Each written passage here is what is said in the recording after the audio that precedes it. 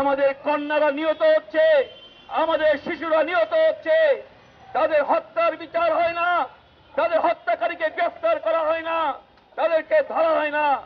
আমরা নির্বাক ভাবে তাকিয়ে থাকি। ধর্ষণের সংখ্যা ঠিক কতটি হলে বাংলাদেশে আর দ্বিতীয় দিন থেকে কোনো নারী ধর্ষণ হবে না?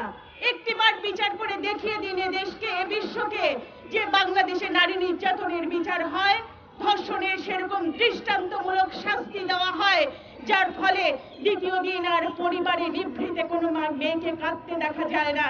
নুসরাত হত্যার বিচার চাই দ্রুত। আমরা রূপা হত্যা, তনু হত্যা এবং এদের ধর্ষণকারীদের বিচার চাই। আমাদেরকে রুখে দাঁড়াতে হবে। যে কোনো ধর্ষকের আমরা দ্রুত বিচার চাই এবং আমরা ক্যাপিটাল পানিশমেন্ট চাই।